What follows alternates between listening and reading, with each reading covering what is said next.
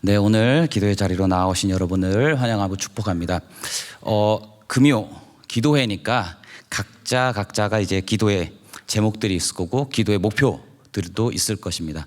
그래서 우리가 기도를 할 때 뭐 회개도 하고 또 간구도 하고 그렇지만 핵심적으로 신앙의 생활 가운데서 우리가 많이 나누는 것 중에 하나는 기도 제목입니다. 여러분 선교 시즌이시니까 주변에서 많이 기도 편지 받으셨죠? 기도 제목 부탁드립니다 라고 하고 팀 모임에 가서도 제일 먼저 나누는 것 중에 하나가 기도 제목입니다. 그래서 우리가 기도 제목을 듣다 보면 우리의 어려움들, 우리가 함께한 그 성도의 어려움들을 알 수 있습니다. 가장 간절한 것을 함께 나누게 되니까요. 그래서 기도 제목을 나누고 또 기도의 응답을 바랍니다. 기도를 할 때 우리가 바라는 것은 응답입니다. 응답이죠. 기도를 하면서 응답을 기대하지 않고 기도하시는 분 계시나요? 여기 나오신 분은 적어도 이 밤에 졸린 이 시간에 금요일 일은 다 끝났고 집에 돌아가지 않고 기도하러 나왔을 때 기도의 응답 해주셔도 되고 뭐 나는 풍족하다 이러한 마음가짐으로 기도하러 나오셨나요? 좀 더 하나님께서 내 삶에 이루고자 하시는 그 일, 내 삶의 어려움, 내가 정말로 붙들고 하나님께 간구하는 것, 그거 하나님께서 들어줬으면 좋겠다 이 마음이시지 않나요? 그래서 이제 기도에 대해서 응답에 대해서 간절합니다. 그러다 보니까 우리는 때때로 응답에 집착합니다. 기도의 응답을 받았는지 기도가 응답되었는지에 집착합니다. 이게 무슨 말이냐면 여러분들이 기도 제목을 나눌 때 계속 응답받지 못하면 계속 나눌 수도 있죠. 기도를 계속 하다 보면 응답을 왜 하나님이 안 하시지 할 때 고민이 되는 거죠. 내 기도의 제목이 잘못되었나 아니면 내 신앙의 태도가 잘못되었나 뭐 이렇게 기도하다가 뭐 찾아봅니다. 여러 설교들에서 들어보니까 때때로 기도는 무응답도 응답이다. 그럼 이게 응답인가? 또 찾아보니까 어떤 설교에서는 여러분들 자세가 잘못됐습니다. 여러분들 자세를 낮추고 더욱더 붙들고 금식도 하면서 하나님 앞에 기도해야 되는데 여러분들 그러지 않아서 응답받지 않는 겁니다. 그런 얘기도 들리고 여러분의 마음을 심란하게 하면서 기도의 응답에 집착하게 되죠. 어쨌든 그런 과정 가운데서 하나님께서 여러분들의 기도를 응답하셨습니다. 그러고 나서 응답받고 나서는 여러분들 어떠셨나요? 지금까지 한번 돌아보세요. 제일 간절하게 했던 기도 제목이 있는데 그 기도를 응답하시고 난 뒤에 여러분들이 얼마나 그 응답에 대해서 고민해 보셨습니까? 별로 고민 안 해보셨죠? 이게 저도 마찬가지입니다. 이게 응답을 받고 나면 별로 생각해 본 적이 없어요. 그리고 때때로 응답 받고 나면 어떤 생각이 드냐면 내가 적어도 응답을 받았으니까 내 기도의 태도가 굉장히 하나님 보시기에 좋았구나. 또는 적어도 내 기도의 제목이 하나님 보시기에는 아름다운 것이어서 하나님이 응답해 주셨다라고 생각이 됩니다. 그러니까 내 기도를 정당화합니다. 그런데 세상을 살다 보면은 그리고 성경에서 오늘 우리가 함께 나누고자 하는 말씀은 꼭 응답이 나의 신앙의 생활 전체를 정당화한다거나 아니면 응답이 그대로 끝나는 것이 아니라 응답 이후에 우리가 그 응답을 어떻게 선용하는지, 어떻게 다루는지, 어떻게 받아들이는지, 내 인생에 적용하는지에 따라서 그것이 하나님께서 주신 복이기도 하고 저주가 되기도 한다는 것을 오늘 성경을 통해서 함께 나누고자 합니다. 먼저 제 부끄러운 얘기로 한번 시작하면 재밌을 것 같은데 원래 나쁜 얘기를 하면 좋잖아요. 그래서 제가 이제 네덜란드로 유학을 준비하던 시절입니다. 네덜란드에서 공부를 하는데 네덜란드가 굉장히 작은 나라예요. 그래서 뭐 경상도 정도 합친 정도 크기의 작은 나라인데 그 작은 나라에도 언어가 있습니다. 네덜란드어라는 언어가 있어요. 그래서 이제 저는 그 나라에 가고 싶으니까 언어를 배웠죠. 이제 학교에 여러 강좌도 듣고 이제 유튜브도 찾아보고 이러면서 강의를 들었는데 어떤 강의에서 그 한 단어가 있었습니다. 좀 띄워주시면 네, 이게 네덜란드어인데 버룹이라고 되어 있는데 직업이라는 단어예요. 제일 첫 장에 나오는 거죠. 여러분들 영어 배우시면 제일 처음 배우는 게 뭐예요? 당신의 직업은 무엇입니까? 무슨 일을 하세요? 이거 팀 모임 때 가장 새신자 오면 먼저 나누는 것도 또 하나죠. 당신의 직업은 무엇입니까? 그래서 딱 봤는데 버릇이라고 나오는데 오, 직업이야. 근데 그 옆에 이제 어원을 살펴보니까 버릇분이라고 되어 있는데 그게 부르다, 소명하다 이거예요. 목사잖아요. 읽으니까 딱 여러분들도 무엇이 어떤 단어가 떠오르냐면 아, 직업이 부르심이구나. 오, 하나님의 부르심이구나. 이렇게 제가 해석을 한 거죠. 이유가 있습니다. 네덜란드가 굉장히 기독교 국가로서 17세기, 18세기에 번성하던 나라였거든요. 국가교회라는 교회도 있고 나라 전체가 80%, 90%가 넘어가는 인구가 기독교인이었던 적이 있습니다. 그래서 제가 어떻게 생각하냐면 이 직업이라는 단어가 부르심이라는 단어와 동등한 의미니까 이 나라가 얼마나 거룩한 나라인가 생각하면서 학교에 이제 지원하면서 자기소개서를 써야 됐습니다. 이제 대부분 자기소개서 한번 써보신 분 알겠지만 되게 나를 멋진 사람으로 포장하잖아요. 멋진 사람 포장을 하고 또 하나 넣어야 되는 게 이 학교나 아니면 이 나라가 되게 멋있게 포장하고 싶어서 이걸 적었죠. 네덜란드가 하나님께서 선택하신 나라고 뭐 이런 식으로 이제 적으면서 그 중에 단어가 직업이라는 단어도 부르심이라고 쓰는 아름다운 나라입니다. 이러고 빡 썼어요. 정말 빌었어요. 빌다시피 하면서 고개를 딱딱 숙여가면서 열심히 자기소개서를 쓰고 제출을 했죠. 다행히 합격을 했어요. 합격하고 난 다음에 이제 네덜란드로 가서 얘기를 해보니까 이 사람들, 현지 사람들은 놀라는 거예요. 그거 아닌데? 라는 거예요. 이게 무슨 뜻인데? 이러니까 여러분들 소명하다라는 단어 들으면은 여기 법 공부하신 분들 아시죠? 뭔가 법정에 나가서 소명할 때 또 소명하다라고 써요. 그러니까 이거는 무언가를 부를 때, 공식적인 장소에 나가서 선서할 때 뭐 이런 의미예요. 그러고 나서 또 들으니까 이 버릇이라는 그 직업이란 단어가 그냥 일반 직업을 얘기하는 게 아니라 무언가 선서하는 직업, 전문 직업을 가리키는 단어였던 거예요. 그러니까 꼭 기독교랑 연관이 그렇게 깊게 되어 있지 않고 현지인들은 이게 무슨 의미야? 너 잘못 알고 있어. 이거 그런 의미 아니야. 이렇게 얘기한 거죠. 되게 뭐 쪽팔렸어요. 쪽팔렸는데 그래서 얘기를 안 했죠. 그러고 나서 생각을 했죠. 이게 합격이라는 딱 그 응답을 받았음에도 불구하고 사실은 저는 굉장히 틀린 말, 어떻게 보면은 이런 말이 가당치도 않은 말을 제출한 거죠. 그런데도 합격을 했습니다. 그러면 제가 이 자리에서 여러분들, 제가 네덜란드 학교 합격했으니까 이제 지금부터 하는 네덜란드에 대한 모든 이야기는 내가 정답입니다 하면은 여러분들은 혹시 믿으시는 분이 있을지 모르겠지만 실제 그 현지 분들이 어떻게 생각하시겠어요? 뭐야? 기도의 응답을 받았을 때, 여러분이 기도의 응답을 받았을 때 그게 여러분의 기도에 하는 그 태도나 하나님을 향한 마음이나 또는 그 기도 제목 자체가 너무나 뭐든지 선해서 또는 그 응답이 마지막이어서 이제는 다시는 기도의 응답에 대해서 생각조차 하지 않아야 되는 그런 단계가 아니라는 겁니다. 오늘 설교의 제목처럼 응답은 사실 과정입니다. 어떤 과정이냐면 우리의 신앙의 여정의 한 과정입니다. 내 과거에 하나님을 향한 마음을 되새기고 또한 이 응답을 통해 어떻게 하나님께 신자로서의 삶을 보여줄지 하나님께서 어쩌면 던지시는 질문이기도 합니다. 오늘 말씀을 통해 그 이야기를 나누고자 합니다. 오늘 말씀은 히스기야에 대한 내용입니다. 히스기야가 이제 20장 1절, 우리 함께 나누는 20장 1절에 보면은 이렇게 나오죠. 그때입니다. 히스기야가 병들어 죽게 되매 아모스의 아들 선지자 이사야가 그에게 나아가서 그에게 이르되 여호와의 말씀이 너는 집을 정리하라 내가 죽고 살지 못하리라 하셨나이다. 이 집을 정리하라 그리고 너는 죽게 되었다라는 표현이 중요합니다. 7절쯤에 보면 이제 무화과 관련된 내용을 이제 피부에 얹는 것을 볼 때 이 질병이 피부에 관련된 질병이었던 것 같습니다. 어쨌든 중요한 것은 히스기야가 죽음을 앞두고 있었다는 거죠.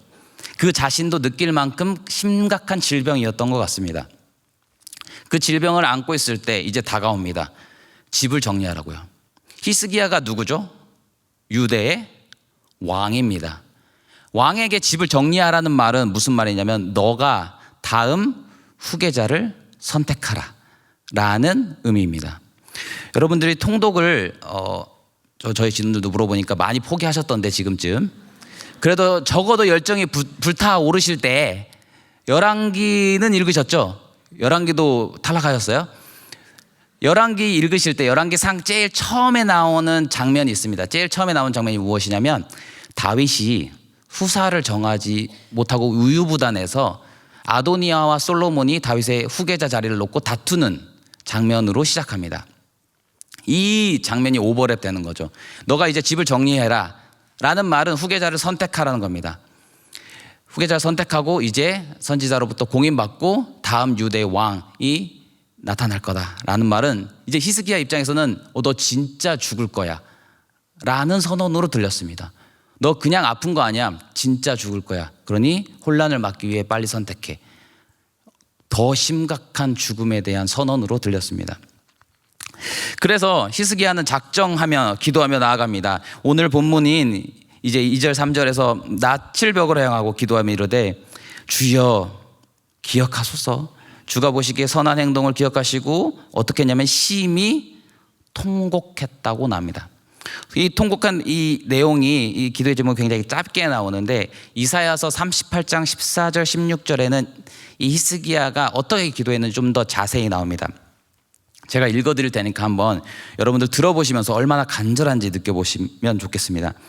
나는 제비같이 학같이 주저기며 비둘기같이 슬피 울며 내 눈이 쇠하도록 앙망하나이다. 여호와여 내가 앞지를 봤사오니 나의 중보가 되옵소서. 주께서 내게 말씀하시고 또 친히 이루셨사오니 내가 무슨 말씀을 하오리까. 내 영혼의 고통으로 말미암아 내가 종신토록 방황하리이다. 마지막 절은 한번 16절 함께 읽으실까요? 시작. 주여 사람의 사는 것이 있고 치료하시며 나를 살려주시옵소서. 굉장히 간절하죠. 적어도 이러한 기도 제목으로 기도하면서 나아갔습니다. 주여 내가 심히 통곡한다고 표현하면서 그냥 우는 게 아닙니다. 지저귀며 새들이 우는 소리 같이 한시도 쉬지 않고 내가 웁니다. 울면서 나아갑니다. 주여 나를 살려 주시옵소서. 그렇게 간절히 기도하자 하나님께서 그에게 기도의 응답을 주십니다. 몇 년을 더 살게 하시냐면 15년을 더 살게 하셨습니다. 그리고 그 응답을 누구한테 들었냐면 선지자에게 들었습니다. 하나님 말씀 전하는 선지자에게 들었어요. 그런데 묘하게도 히스기야는 태도가 약간 달라집니다. 어디와 달라지냐면 오늘 읽었던 본문 히스기야 열왕기하 20장의 히스기야의 모습과 앞에 바로 한 장의 열왕기하 19장의 모습이 다릅니다. 기도의 제목도 기도의 내용도 다릅니다. 성경책 있으신 분은 한 장 넘겨주시고 한번 열왕기하 19장 14절에서 19절까지 이 히스기야의 기도가 있습니다. 제가 말씀드렸죠. 기도는 응답은 과정인데 그 과정에 있어서는 어떡하죠? 그 전에 응답 전에 어떻게 차이가 있는지를 살펴보면 그 이유를 살펴보는데 좀 더 이해가 쉬운데 열왕기하 19장의 히스기야는 어떠한 기도를 들었냐면 보시죠. 한 절씩 한번 교도하겠습니다. 열왕기하 19장 14절에서 19절까지 히스기야의 기도입니다. 히스기야가 사자의 손에서 편지를 받아보고 아수르의 편지입니다. 여호와의 성전에 올라가서 히스기야가 그 편지를 여호와 앞에 펴놓고 그 앞에서 히스기야가 기도하여 이르되 위에 계신 이스라엘의 하나님 여호와여 주는 천하의 만국의 홀로 하나님이시라. 주께서 천지를 만드셨나이다. 여호와여 귀를 기울여 들으소서. 여호와여 눈을 떠서 보시옵소서. 사내립이 살아계신 하나님을 비방하러 보낸 말을 들으시옵소서. 여호와여 아수르의 여러 왕이 과연 여러 민족과 그들의 땅을 황폐하게 하고 또 그들의 신들을 불에 던졌사오니 이는 그들이 신이 아니요 사람의 손으로 만든 것 곧 나무와 돌뿐이므로 멸하였나이다. 우리 하나님 여호와여 원하건대 이제 우리를 그의 손에서 구원하옵소서. 그리하시면 천하 만국이 주 여호와가 홀로 하나님이신 줄 알리라 하시냐. 아멘. 이 기도를 잘 들어보면 누가 주인공이시죠? 하나님이 주인공입니다. 기도를 하면서 하나님이 얼마나 위대하신 분입니까? 하나님은 위대하신 하나님이고 저 아수르의 신은 그냥 나무와 돌뿐인데 하나님 여기서 하나님이 패배하게 되시면, 이 우리나라가 멸망하게 되면 세상 사람들이 어떻게 보겠습니까? 하나님은 그런 능력 있으신 분이시잖아요. 하나님은 구원의 하나님이시잖아요. 말하며 하나님의 구원을 간구했습니다. 그런데 오늘 우리가 함께 나누었던 히스기야는 어떻게 기도했냐면 3절에 여호와여 구하오니 내가 진실과 전심으로 주께 행하며 주께서 보시기에 선하게 행한 것을 기억하옵소서. 초점이 누구죠? 주님, 내가 한 거 있는데, 하나님 내가 얼마나 성실하게 신앙생활 했는데 하나님 저 이렇게 죽게 만들지 말아주세요. 우리가 기도할 때 당연합니다. 하나님 앞에, 하나님 내가 얼마나 하나님 사랑했는데, 내가 얼마나 하나님 위해서 헌신했는데, 그 기도가 잘못됐다는 게 아니에요. 그런 기도 당연히 할 수 있는데, 이 성경에서 보여지듯이 앞에 히스기야의 기도와 뒤에 히스기야의 기도를 살펴보면 차이가 난다는 거죠. 묘한 차이가 있죠. 주인공이 누구냐? 하나님이 아니고 나입니다. 이러한 태도는 후에 히스기야가 너가 나을 것이야 라는 선지자의 말을 들었을 때의 반응으로 더욱더 크게 차이가 나기 시작합니다. 20장 8절에 보면은 히스기야가 이사야에게 이렇게 이르죠. 여호와께서 나를 낫게 하시고 3일 만에 여호와의 성전에 올라가실 무슨 징표가 있나이까. 그러니까 무엇을 물어보는 거죠? 정말 나 나은 거 맞아요? 나 못 믿겠으니까 증거를 주세요 라고 말하면서 요구하는 거죠. 하나님 증거 내놓으세요. 그러니까 하나님께서 어떻게 이사야를 통해 말씀하시냐면 해 그림자를 10도를 앞으로 할 것이냐 뒤로 할 것이냐 라고 말을 합니다. 이게 무슨 말인지 잘 이해가 쉽게는 안 되는데, 저희는 다 여러분들 이제 손목에 시계도 있으시고 그리고 앞 뒤로 이렇게 시계가 있어서 시간을 딱 알 수 있잖아요. 아, 몇 시구나, 지금쯤이면은 설교가 어느 정도 왔겠네, 설교 시간이 몇 분 남았겠다, 이러한 생각을 하실 수도 있죠. 그렇게 다들 시계가 있어요. 그런데 이 당시에는 시간을 알 수 있는 방법은 오직 해의 그림자로 알았습니다. 이 열왕기하에서 나오는 아하스의 해시계라는 표현이 있는데, 아하스의 해시계는 어떻게 되어 있었냐면, 우리가 일반적으로 나중에 검색해 보시면 해시계는 이렇게 원형으로 되어 있어요. 그래서 이제 초침이 서 있고 해가 돌아가면서 시간이 바뀌는 뭐 그런 형태로 되어 있는데, 이 아하스의 해시계는 히스기야의 아버지인 아하스가 건설했다고 알려져 있는데, 바벨론에 가서 바벨론의 것을 따온 것이라고 전승으로 전해집니다. 이 궁정 남쪽에 양쪽에 동쪽과 서쪽에 이렇게 계단을 쌓아 놓은 거죠. 몇 개. 그러면은 해가 어디서부터 어디로 뜨죠? 동쪽, 이쪽이 맞는지 모르겠네요. 동쪽에서 서쪽으로 뜨죠. 그럼 그림자가 이렇게 돼서 계단으로 지나서 계단으로 넘어갑니다. 그래서 어느 쪽 계단에 있는지를 보고 시간을 알 수 있는 겁니다. 지금이 몇 시야. 그래서 해 그림자가 앞으로 나아간다는 것은 무슨 의미죠? 오후가 된다는 거고, 해 그림자가 뒤로 나아간다는 거는 오전이 되는 겁니다. 시간이 뒤로 돌아간다는 거죠. 이게 또 들으니까 이게 이해가 안 되죠? 그러면 무슨 소리야? 여기 과학 공부하신 분들은 그러면 지구를 회전시켜서 다시 뒤로 돌리라는 건가? 이제 그런 생각하시면 이과예요. 문과들은 전혀 그런 생각하지 않았어요. 저도 그냥 보고 그림자가 뒤로 가나 보다 이렇게 생각했는데, 네, 꼭 이과 친구들이 상담하면서 물어보더라고요. 지구는 자전해서 소속격이 뒤로 돌아가면 우리가 다 죽어요, 이렇게 물어보는데 핵심 요소가 그게 아니에요. 이 성경에서 말하고자 하는 핵심 요소는 무엇이냐면, 고대 근동에서는 해가 이렇게 움직이면서 가는 것을 인생의 여정과 운명의 여정으로 이해했어요. 그러니까 자연스러운 인생의 방향은 어떤 것이냐면, 해가 넘어가는 거예요. 동쪽에서 서쪽으로 해 그림자가 앞으로 나아가는 게 자연스러운 인생의 흐름이었어요. 그러면 여기서는 무슨 의미냐? 히스기야가 무엇을 요구하는 거냐면, 해 그림자가 뒤로 물러나게 해달라고 하거든요. 자기가 죽을 병에 걸렸다는 거 알잖아요. 여러분들 주변에서 이제 심각한 질병에 걸리신 분들 보시면 이 병이 갑자기 나빠지는 거 굉장히 자주 있는 일입니다. 병이 치유되는 게 더 어려운 일이죠. 그래서 운명이, 내가 지금 이 걸린 질병이 하나님께서 능력 있으신 분이셔서 갑자기 이걸 무언가를 빨리 하실 수 있는 분일 수도 있다. 그러나 더 능력 있는 분은 어떤 분이죠? 지금 나를 치유할 수 있으려면 적어도 운명의 그 진행 방향을 뒤틀어서 뒤로 당기실 분, 운명을 다시 물리실 분, 그런 능력이 있으신 분이 필요하다는 질문입니다.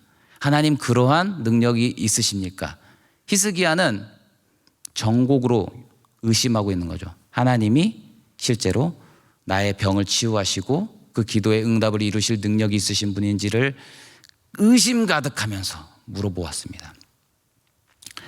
그런 능력이 있으십니까? 우리 모두에게도 마찬가지죠. 하나님께 구할 때 그런 의심들이 있을 수 있죠. 하나님 이거는 하실 수 있을까? 히스기야의 마음속에 이런 마음이 있어서 물어봤습니다. 근데 하나님은 응답하셨습니다. 내가 뒤로 물리겠다. 그것을 보고 히스기야의 질병도 나았습니다. 제가 설명드렸고 말씀드렸죠. 19장에서의 히스기야의 기도와 20장의 히스기야의 기도는 응답이라는 측면에서는 둘 다 응답을 받았습니다. 19장에서는 아수르의 포위에서 구원받았고, 오늘 이 함께 나눈 말씀에서는 자신의 질병이 치유받고 15년을 더 살게 되는 은혜를 누렸습니다. 그렇지만 응답은 과정이라고요. 응답 받았다는 게 히스기야가 그 기도했던 자세가, 히스기야가 기도했던 그 모든 신앙의 태도가 다 동일한 건 아니었습니다. 한쪽은 의심이 가득했고 한쪽은 하나님에 대한 신뢰로 가득했습니다. 그런데 동등하게 응답을 받았습니다. 기도의 응답이 중요한 것이 아니라 우리와 하나님과의 기도의 자세, 그 과정 가운데서 어떻게 우리가 반응하는지, 어떤 자세로 하나님을 향하는지가 더 중요한 겁니다. 이어서 계속 살펴보죠. 이제 부탁을 하게 되는 거죠. 이 부탁의 상황 가운데서 히스기야의 이 태도가 달랐음에도 하나님은 응답하셨습니다. 이게 언뜻 이해가 잘 안 되죠. 이거를 제가 이제 고민을 많이 했는데 제 아들 얘기를 할까 말까 이러면서 하다가 여러분들이 좀 졸리신 것 같으면 해야겠다라고 생각을 했는데, 이제 첫째 아들이 말을 하기 시작했습니다. 2살이 이제 만으로 하면 이제 2살이 넘어갔는데, 이제 말을 하고 이제 또 줘 이제 내놓으라는 거죠. 이제를 하기 시작을 했어요. 그런데 정말 아름답고 이쁘게 구할 때가 있어요. 이제 젤리를 너무 좋아하는데 이제 젤리를 주고 먹었죠. 먹자마자 하는 말은 또 줘. 근데 너무 이쁘게 웃어요. 그러면은 제가 이제 와이프 눈치를 보고 몰래 하나 더 주죠. 아버지의 삶은 그래요. 몰래 더 주죠. 더 줍니다. 막 웃어요. 그래서 기분 좋게 줄 때도 있었어요. 근데 어느 날은 장난 아니었어요. 주려고 한 마음이 있었어요. 주려고 하는 마음도 있었고 약속도 했어요. 내가 주겠다고. 근데 제가 이렇게 가서 그것을 있는 장소로 돌아서 가는 사이에 울었어요. 그것도 그냥 우는 게 아니라, 이제 남자애들 키워보신 분들은 알겠고 여러분들 과거를 잘 돌아보세요. 어떻게 울죠? 들어눕죠. 땅바닥에 들어눕기 시작하죠. 들어눕고 이제 그냥 이렇게 들어놓으면 그냥 땅인가 보다 할 텐데 이렇게 안 들어눕죠. 꼭 엎어져서 들어눕죠. 다시 씻기라고 열심히 띵굴띵굴 구르면서. 그때는 저도 고민을 많이 해요. 이거를 안 주고 싶다. 진짜 안 주고 싶다. 한데도 줬어요. 왜요? 그냥 주기로 했으니까 준 것도 있고, 이거를 내가 막 말리지 못하겠으니까 일단 빨리 줘서 끝내야 되겠다는 이런 간절한 마음도 있었습니다. 이 얘기를 왜 드리는지 알겠죠? 이 응답의 이 과정 가운데서 하나님께서 어떠한 마음을 가지셨는지를 우리가 미리 유추하는 것은 굉장히 위험한 일입니다. 하나님이 기도에 응답하셨으니까 나의 신앙의 태도를 하나님께서 좋게 보셨구나 라고 생각을 해버린다면, 그 이후에 응답 이후에 하나님께서 주신 그 응답을 복으로 바꾸지 못하고 저주로 바꾸는데, 히스기야가 딱 그랬습니다. 히스기야가 어땠냐면, 오늘 읽었던 본문 뒤쪽으로 이렇게 쭉 이야기가 이어집니다. 어떤 이야기가 이어지냐면, 바벨론에서 이제 외교관이 와요. 사자가 오는데 바벨론의 왕 브로닥 발라단이 찾아와서 히스기야가 병들었으니까 이제 찾아오고 너가 낫기를 바란다고 이제 찾아오는 거죠. 그런데 히스기야가 어떻게 하냐면, 기도의 응답을 받았잖아요. 하나님의 위대하심을 경험했잖아요. 그런 상황이라면 우리가 바벨론이 찾아왔을 때 어떤 생각이 드냐면 어떤 생각이 드실 것 같아요? 여러분 기도의 응답 다 받아보셨잖아요. 응답 다 받으셨으면 받고 난 다음에 거의 직후예요. 성경에서 그때라고 말하니까. 그러면 그 이후에 어떤 행동을 하실 것 같으세요? 적어도 자랑하겠죠. 하나님이 나에게 이런 일을 이루셨다. 이렇게 얘기를 할 때죠. 근데 이제 말씀드렸듯이 이 불안한 징조는 여지없이 딱 맞아 떨어진다고. 히스기야의 기도의 태도가 달라지니까 19장과 달라지니까 그 반응도 응답 이후의 반응도 달라집니다. 오늘 찾아본 본문의 뒤쪽에 보면은 열왕기하 20장 16절 18절에 죄송합니다. 열왕기하 뒤쪽에 보면은 이렇게 말하죠. 20장 12절 13절에 이렇게 됩니다. 예물을 보내고 나서 히스기야가 사자의 말을 듣고 자기의 보물고의 금은과 향품과 보배로운 기름과 그의 군기구와 창고의 모든 것을 다 사자들에게 보였는데 왕궁과 그의 나라 안에 있는 모든 것 중에 히스기야가 그에게 보이지 아니한 것이 없더라.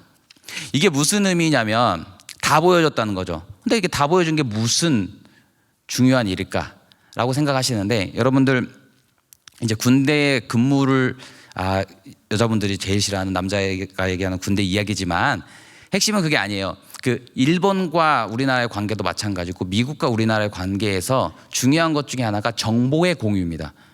어떤 정보의 공유냐면 우리나라가 이러한 무기를 가지고 있고 이러한 무기의 수량이 어느 정도고 이런 걸 얘기하고 나누는 거죠.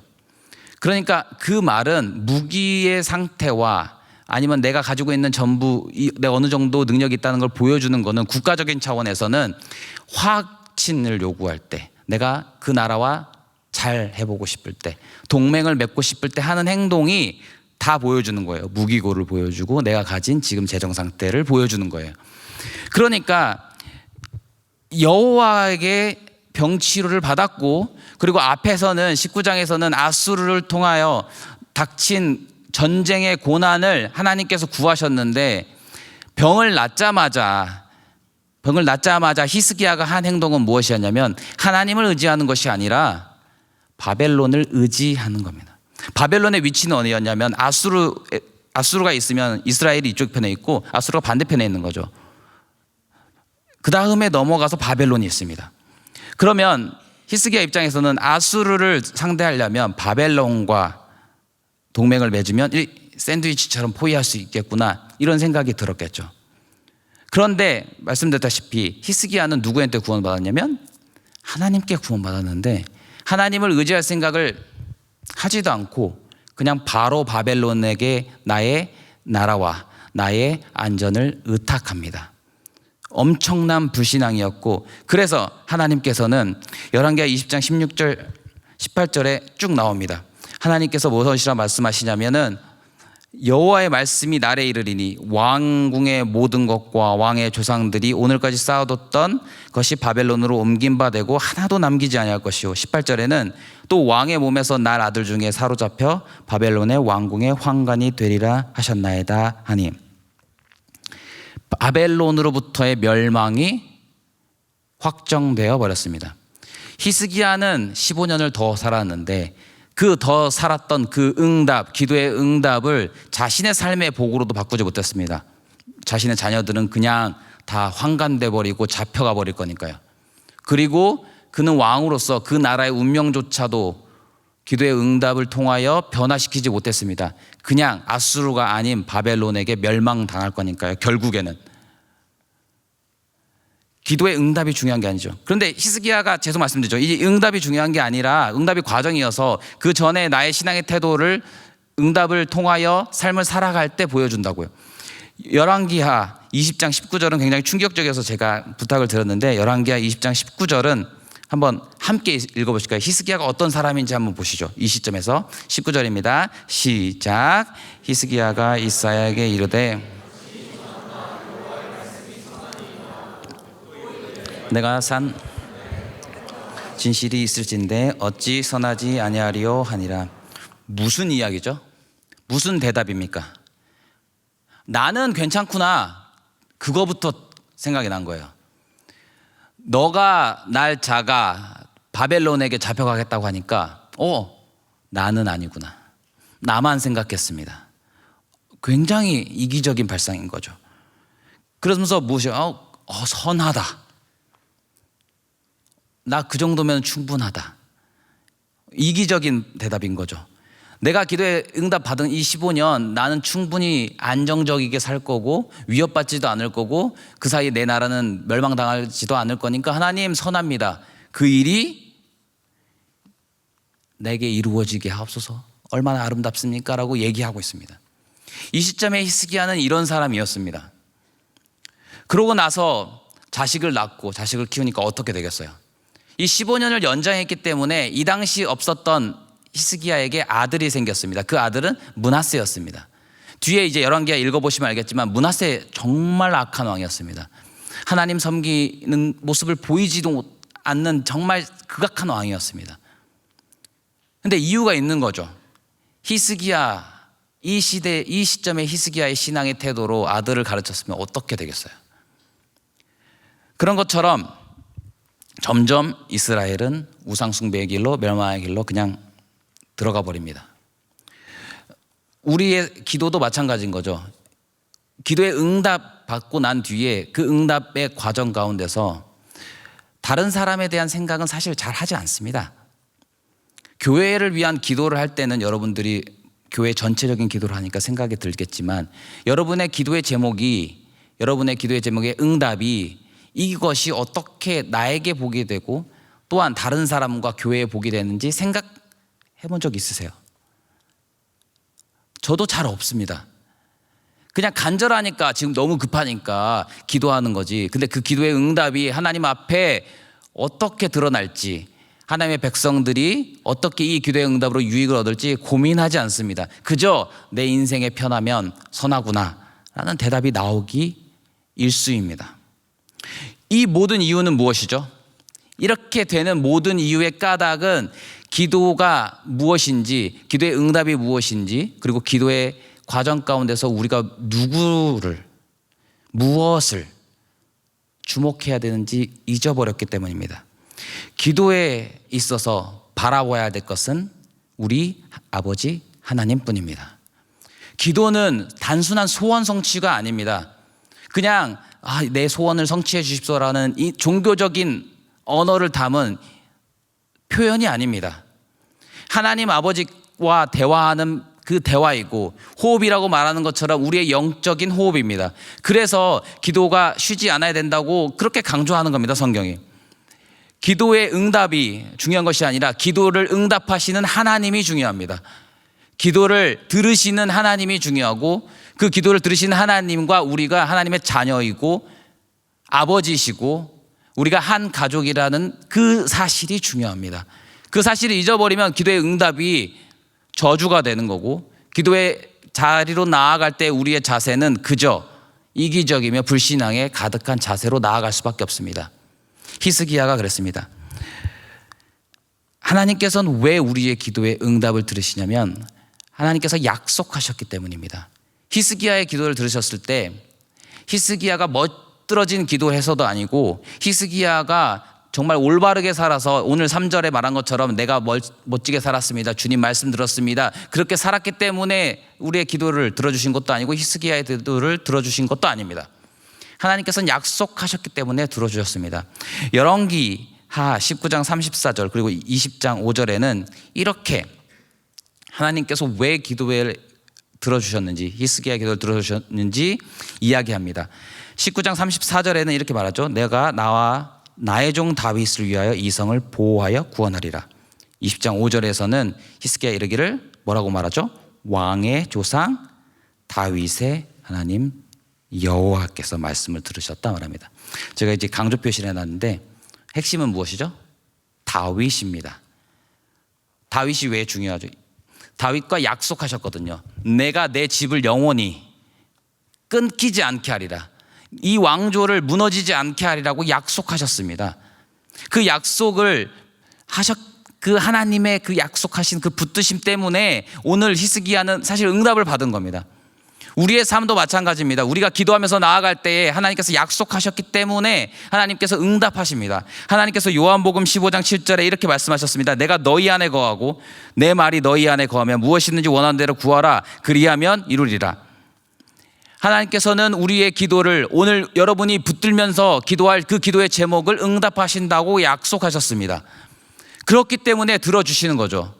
아버지가 자식에게 주는데 뭘 아까워하겠느냐, 그 마음 가지고 우리가 생각하면서 붙들며 나올 때 하나님께서 응답하신다고 약속하셨습니다. 그런데 우리는 응답하면 끝입니다. 응답하면 그냥 그 기도의 제목은 잊어버려요.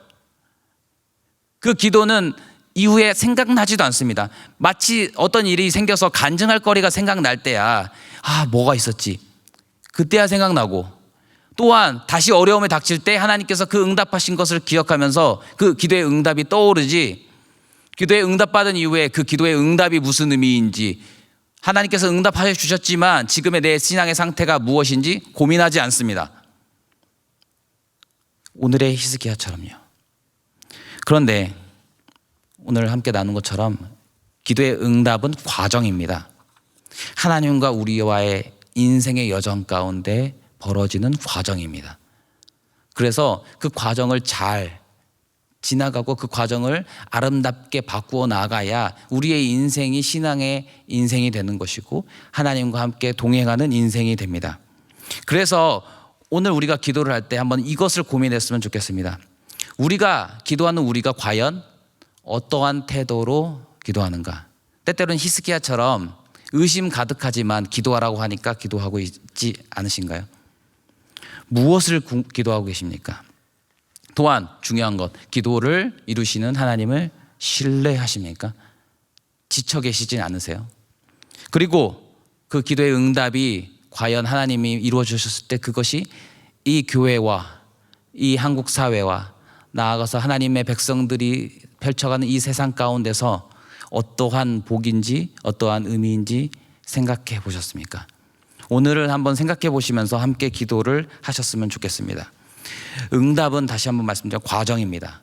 응답이 중요한 것이 아니라 우리와 하나님과 그 관계가 중요합니다. 하나님에게 집중하십시오. 하나님에게 초점을 맞추십시오.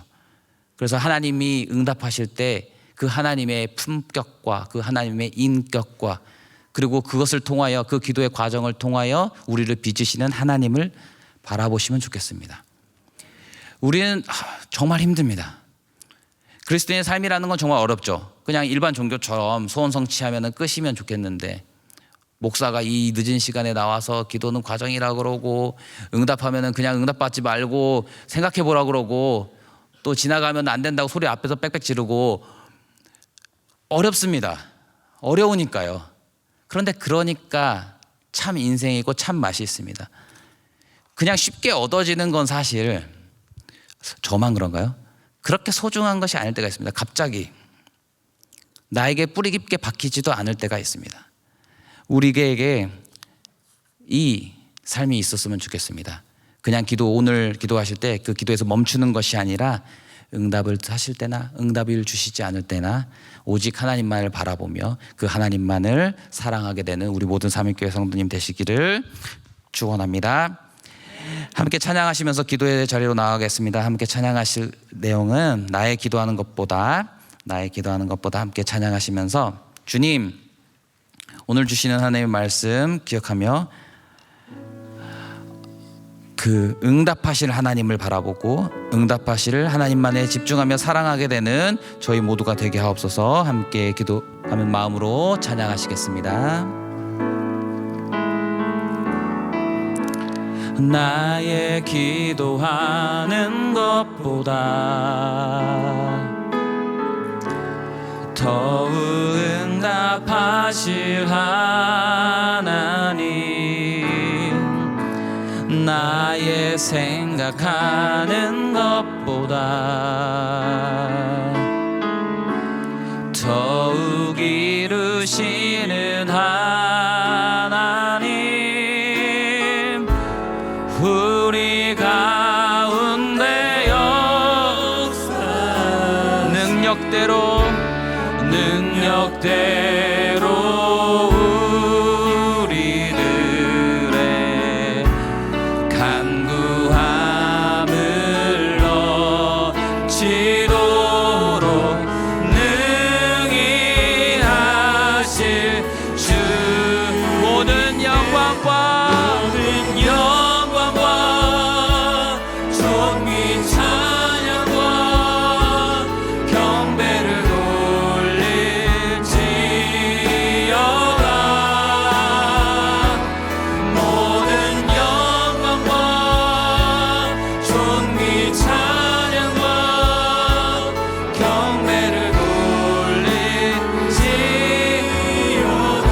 자, 한번 고백하겠습니다. 나의 기도하는 것보다 주님, 나의 기도하는 것보다 더욱 응답하신 하나님, 나의 생각보다도 나의 생각하는 것보다 더욱 이루시는 하나님, 우리 가운데 역사하신 능력대로 우리들의 강구함을 넘치도록 능히 하실 주, 모든 영광과 존귀 찬양과 경배를 돌릴지어다.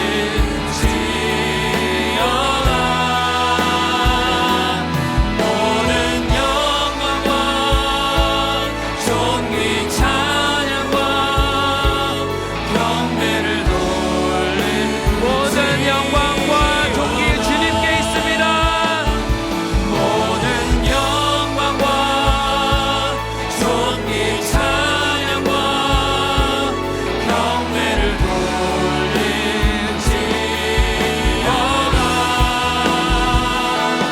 모든 영광과 존귀 찬양과 경배를, 우리 함께 손을 들어서 모든 영광과 존귀 주님께 있습니다. 고백하십시다.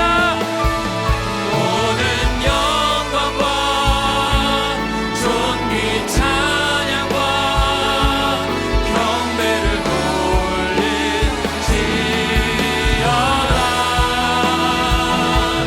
모든 영광과 존귀 찬양과 경배를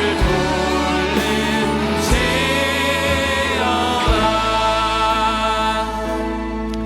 이 시간 함께 기도하실 때 주님, 우리가 응답에만 집착했던 그 태도에서 벗어나서 오늘 주님, 이루시는 주님만을 바라보게 하옵소서.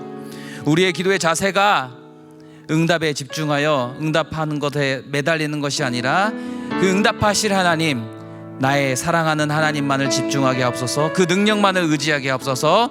이 기도 제목 붙들고 함께 주여 부르시면서 기도하시겠습니다. 주여.